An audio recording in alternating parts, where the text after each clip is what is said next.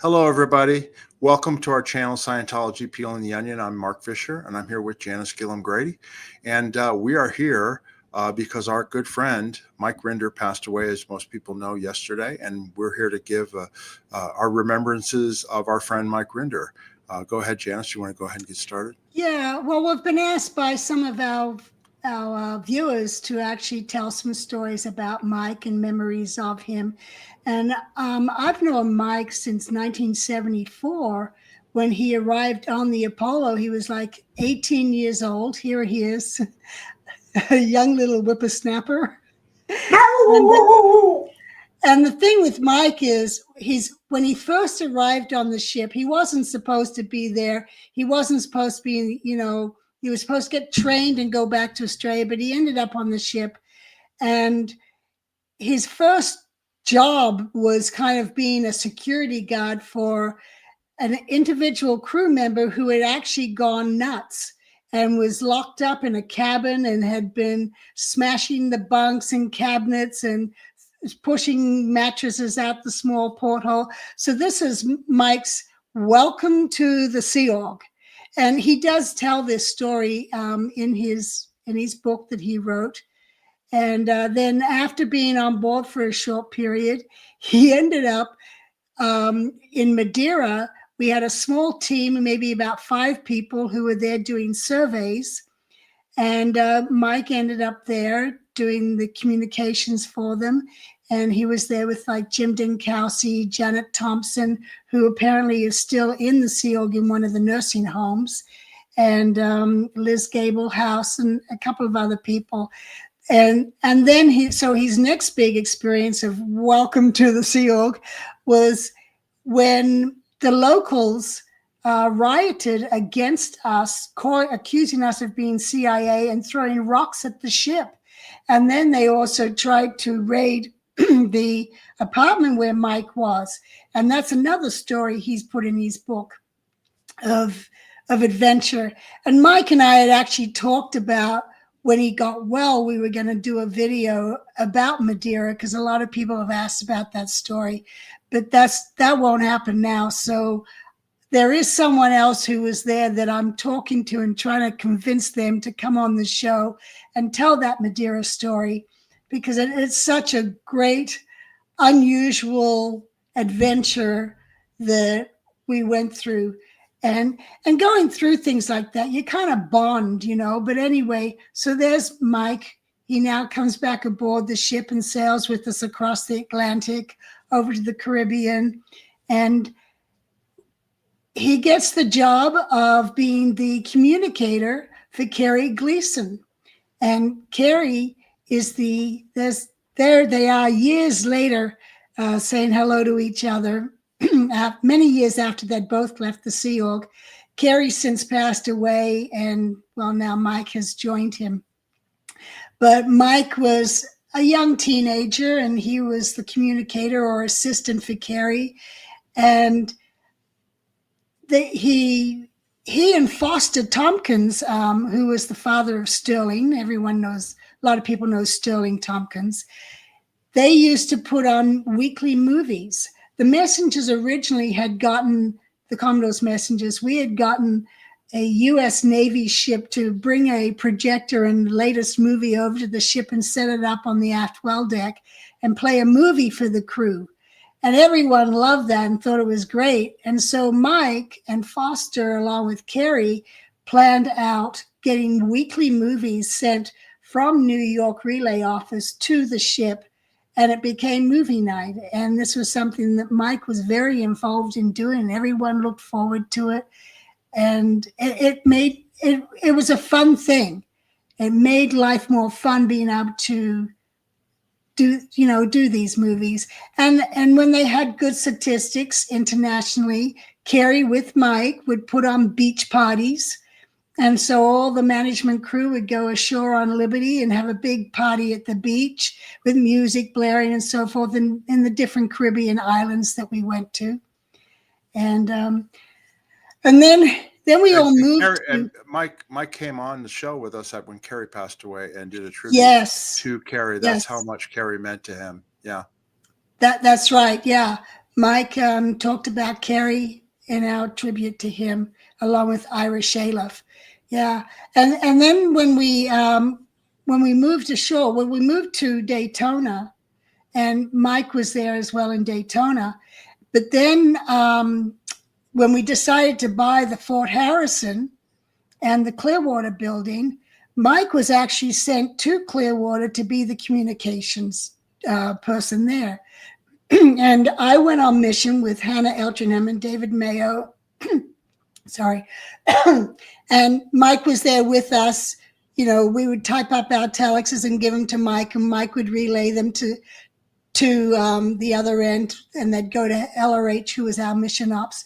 So anyone on a project there on the setting up of the Fort Harrison, Mike was there with us as one of the initial people there. And then he became a messenger. He hadn't been in the Commodore's messenger org, but he did. And he ended up becoming the commanding officer of the Commodore's messenger org in Clearwater. And he'd gone up and he'd trained with Hubbard and gone back to Clearwater. And he was well respected, and he made sensible decisions. And you could always talk to him about different things. And if it didn't fit with Scientology policy, he'd work it out with you. He wasn't one of these raving Scientology executives they have these days that went around yelling and screaming at people. You know, Mike, that was just not his style. Right. You know, and that's what I really respected him for. Because even later on, I ended up having to work for him. After I'd gotten busted and declared, and then I was pulled back and made to do the running program, and I was left, and I was said, okay, give me a writing form, I'm out of here.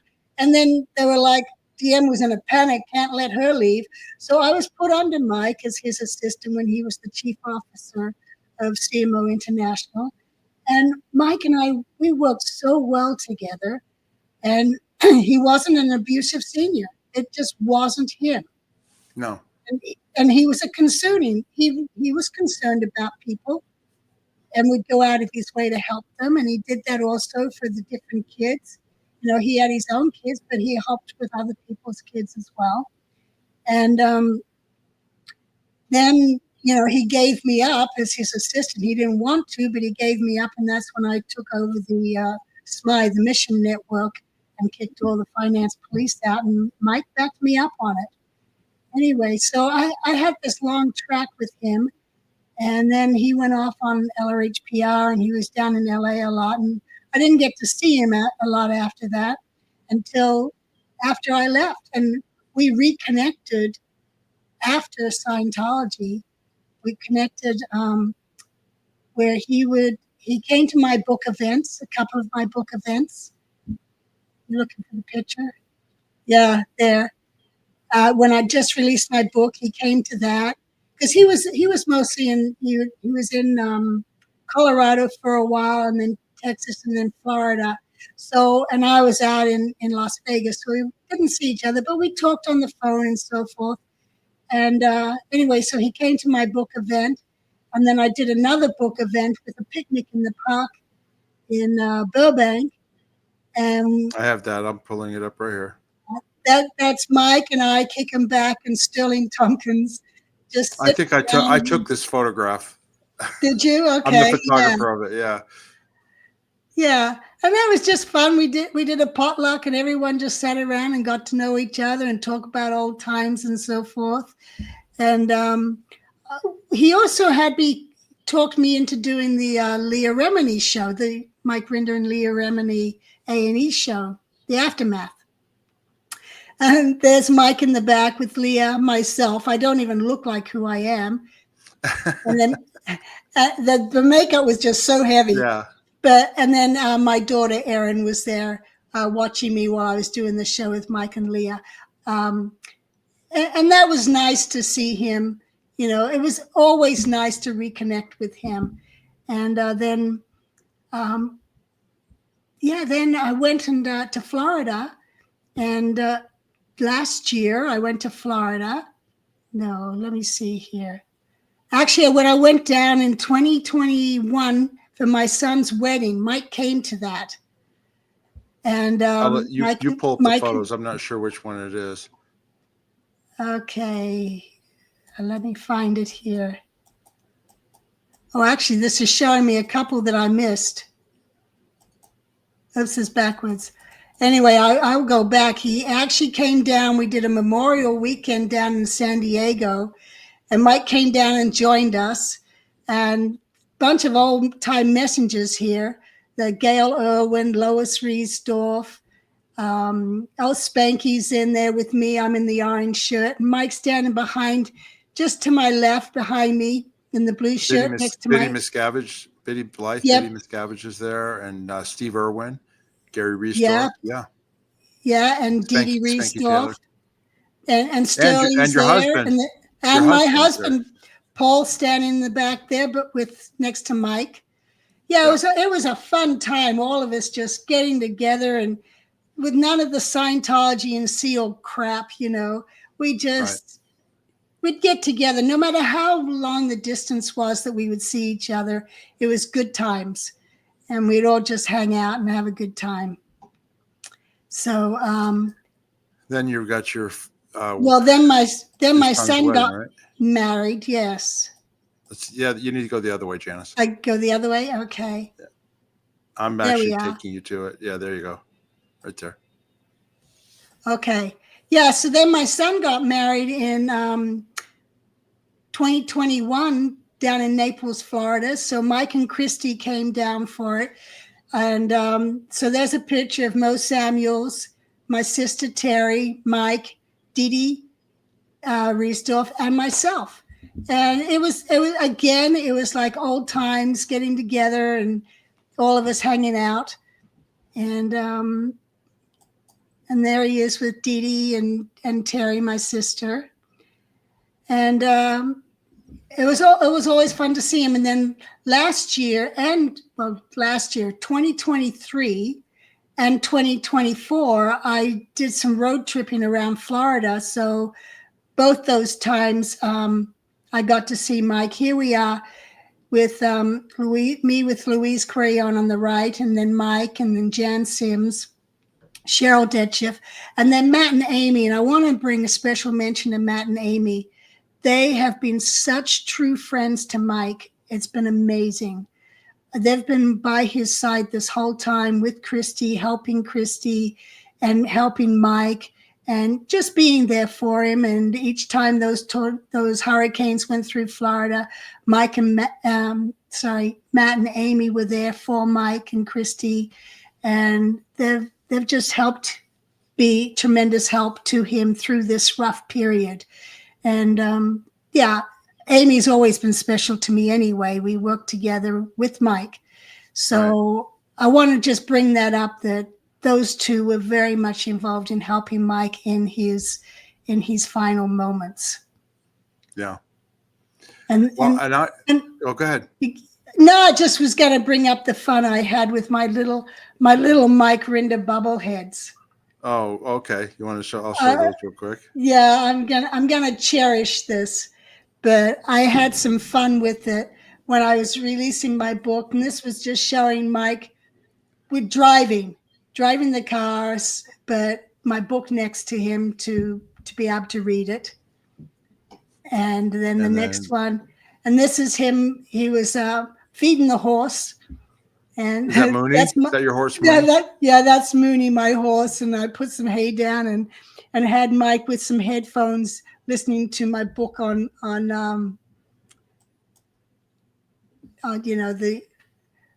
Kindle or whatever you call it. The audiobook. Audiobook, yeah. And there he is, audiobook again. And he and I were both from Australia, so this was a little bit of my Australian ornaments and a picture of Australia, and him again listening to my book on audio. So I had some fun with that. But there's a lot of crap out there, and I think Mike did the right thing when he sat down and he put out all those videos telling the truth and exposing what really had gone on, and I'm sure that helped him And I think it was a good idea. It was definitely needed. So Well, I was just going to say, my experience with Mike, I wasn't as close a friend as you were, Janis, but, I first met him in 1978, and I had little interaction with him here and there. But the main thing is that after we left, Scientology and the Sea Org in 1990, we were then subject to a lot of fair gaming and things like that by OSA and David yeah, Miscavige directed and that type of thing. And Mike obviously oversaw some of that and stuff and all that, right? But when he left and came out in 2009 and with the Truth Rundown series in Clearwater, he basically corroborated a lot of the things that were done to us, and he actually apologized for it. yeah, And then he got us to speak out. We then spoke out in the Truth Rundown series in Clearwater, and it actually was enlightening for us, because for me, I mean, we hadn't really spoken out that much, but it confirmed what had been done, and Mike took responsibility for it. And not only that, boy, you cannot say that he did not go over and above, trying to expose Scientology and the abuses going on by Miscavige and Scientology through his writings, through the show he did with Leah, through the movie Going Clear, through all the interviews that he did throughout the years, despite horrendous fair gaming and attacks by Scientology all the way up until the end. And, he should be really highly regarded by everybody for that, because we would not be in the position that we're in right now in terms of, the abuses, exposing the abuses of Scientology, without Mike really leading the way for many of us. And so I just want to acknowledge him for that, and hopefully he will be remembered for that. And then the last thing I wanted to say is that, of course, he's left his wife, Christy, who's a wonderful person. And then he's got his stepson and also his son, Jack. And, our hearts and prayers go out to them, because obviously it hurts when you lose a family member like that. But I know that, Mike probably set everything up for them so that they can continue and lead a good life. And I just wanted to mention that, he would requested that in lieu of flowers, people can make donations to Jack's college fund. And we're going to put a link in the description. So if you're interested in donating to that, there's a link where you can easily find that. Yeah. No, that's very well put, Mark, on what Mike went through afterwards, and him leading the charge for a lot of people against all the abuse that did go on. And you got to recognize too that there's like the Stockholm syndrome for a lot of people who were in Scientology, and when they leave, there's a lot of peeling the onion to get to where Mike got to, and he went from one extreme to the other, and it's commendable what he did and how and everything he accomplished afterwards in helping people. Right. And he went through a lot of physical abuse. I didn't go through, No. having been slammed against a wall and slapped and all that kind of stuff. And we left way before that. But he went through that, and sometimes it takes people a while, because they're thinking, well, it's going to ruin my eternity if I leave. And when Hubbard comes back, we can change things and get rid of DM, and, we can go back to actually applying proper communication with each other and treating each other decently, and way to happiness and this type of thing. But that hasn't happened. And he finally did have that cognition to leave. And then he had the realization that he needed to do something to help handle that abuse that had happened. So I respect him for what he did there. Absolutely. And like I said, Christy, we're with you there. If you need anything from us, we're there for you, and also for your kids. And we just want to say, Mike, we'll see you in another life, brother. That's a quote from my favorite television show. Right. But we know this isn't the end. That's our feeling, or at least my feeling. And we will see you again for sure. Yeah, but not too soon. No, because we don't want to leave this planet yet. We've got more life to live, and we need to carry on with what we're doing as well. Exactly. Yeah. Well, is there anything else you wanted to say, Janis? No, just thank you for listening, and I hope you appreciate this. And remember, the good things Mike has done to help people. Hear, hear. Until next time, everybody, we'll see you later. Bye-bye. Bye.